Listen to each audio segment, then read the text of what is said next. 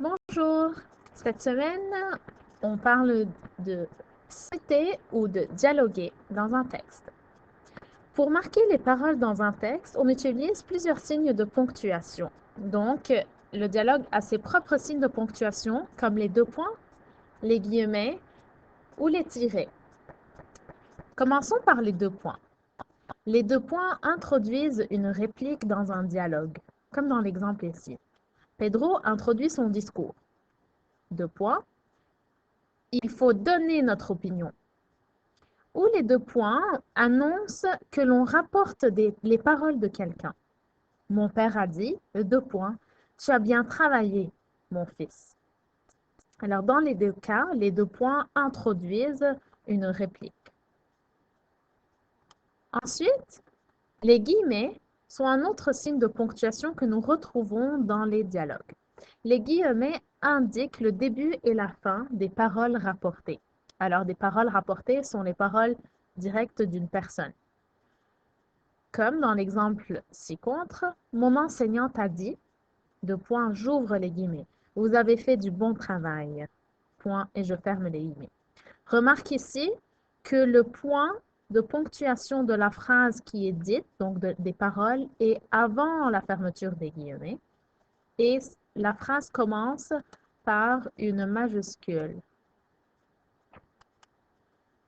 Donc, on t'a déjà dit qu'après les deux points, on ne met pas de majuscule, ce qui est vrai, sauf dans le cas d'un dialogue où est-ce qu'on parle de paroles rapportées, parce que ce sont deux phrases distinctes. Je continue avec le troisième signe de ponctuation que nous retrouvons dans les dialogues, qui est le tiret. Le tiret sert à distinguer les répliques dans un dialogue. On place un tiret devant chaque réplique. Quand partirons-nous? Demande Karina. À la première heure, répond son père. Alors pour chaque réplique, on trouve un nouveau tiret et c'est ce qui nous permet de voir qu'on a passé d'un personnage à l'autre.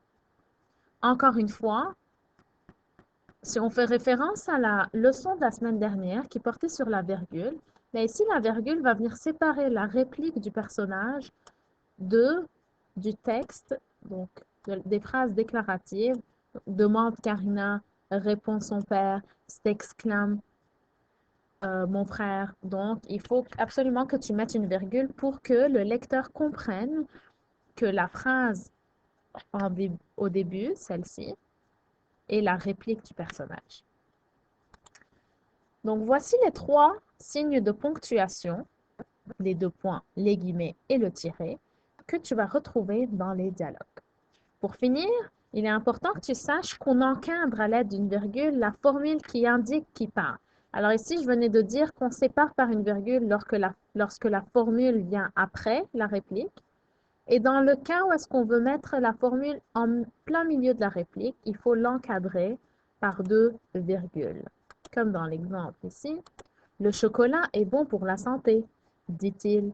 Je vais te le prouver. Alors, dans ce cas-là, il faut que tu mettes la virgule pour délimiter la réplique de la formule qui indique qui part. Et voilà, bon travail!